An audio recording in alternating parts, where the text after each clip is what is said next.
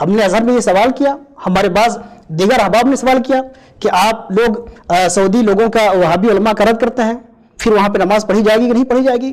تو انہوں نے حیرت کا اظہار کیا کہ یہ سوال ہے؟ بھائی ان سے ہمارے لاکھ اختلاف ہوں، لیکن کیا یہ اختلافات جو نسبت اسلام میں اسلام کو ختم کر دے گا؟ یہ اختلاف کیا وہ مسلمان نہیں ہیں؟ انہوں نے حیرت سے دیکھا کیا تم لوگ کسی تکفیری گروہ سے تمہارا تعلق ہے؟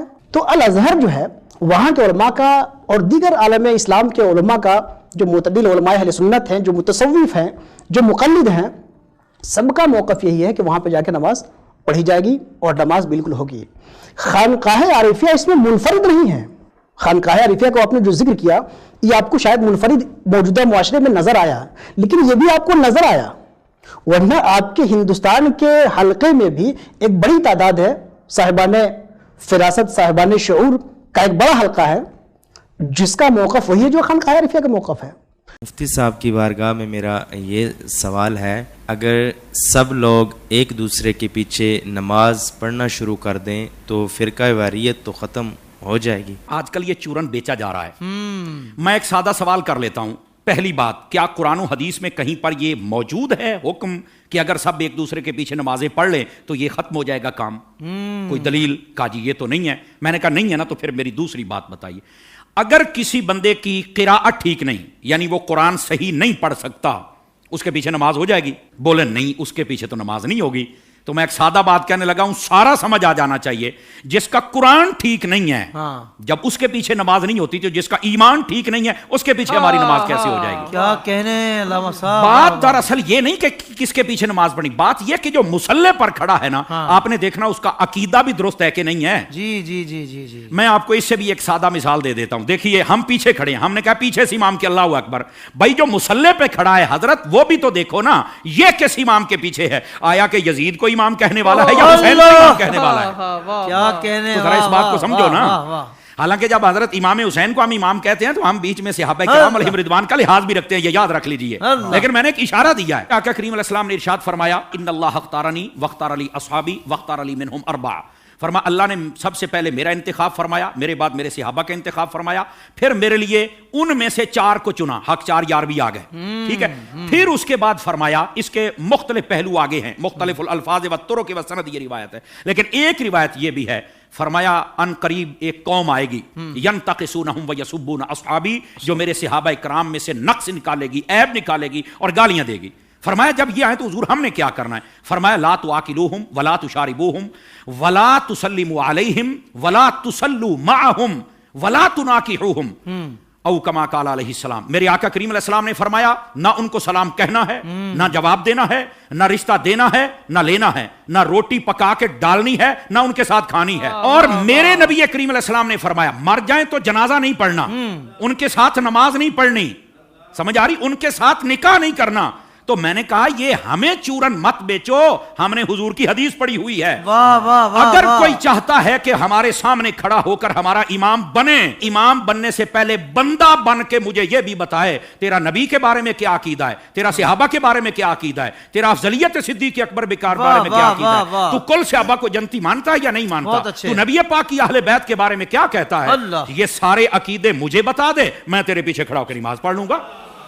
کیا کہنے، کیا کہنے۔ ویسے یہ جو نمازوں کا شوق ہے نا، میں صرف اتنی بات بتا دوں بھائی جان، یہ ترمذی شریف میں روایت موجود ہے، ایسی روایات جب آتی ہیں تو پھر بیٹھ جاتے ہیں کیڑے مکوڑے، یتیم العلم یزید الفکر، وہ بیٹھ کے کہتے ہیں کہ نہیں یہ یوں نہیں، یہ یوں نہیں، یہ ٹھیک نہیں۔ میں نے کہا حضرت جب آپ کی اصل ہی ٹھیک نہیں تو آپ کو یہ بات کیسے سمجھ آئے گی؟ نبی پاک علیہ السلام تشریف فرما ہے، ایک شخص آ گیا، اس نے کہا حضور فلاں شخص فوت ہو گیا، جنازہ پڑھانا۔ فرمایا ہم نے نہیں پڑھانا اس کا، حالانکہ مشکاہ شریف پڑھ لو، حضور نے فرمایا جب کوئی فوت ہو جائے مجھے بتا کرو، جنازے میں پڑھاؤں گا۔ جی آپ اس بات کا اظہار فرمایا کرتے تھے کہ جنازہ میں نے پڑھانا، میں نے مفہوماً و مختصراً بات سنائی، اس کا جنازہ کیوں نہیں پڑھا؟ جب سوال پوچھا گیا تو آقا کریم علیہ السلام نے فرمایا انہ کان یبغض عثمان ابن عفان، یہ میرے عثمان سے بغض رکھتا ہے۔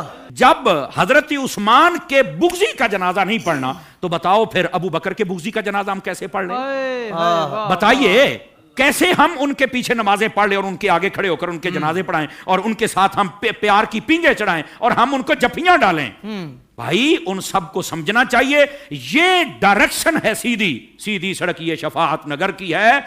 इस सड़क पर आ जाएं जिसका नाम रास्ता अहले सुन्नत है, हम तुम्हारे पीछे खड़े होकर नमाजें पढ़ने के लिए तैयार हैं। तो जब अकीदा ही वाज़े नहीं है तो आडी पंजाबी कहते ने वेख के जहर तो कोई नहीं पींदा। हुजूर शाह साहब हमारी पंजाबी वेख के जहर तो कोई नहीं पींदा, तो फिर हम तो नहीं पी सकते।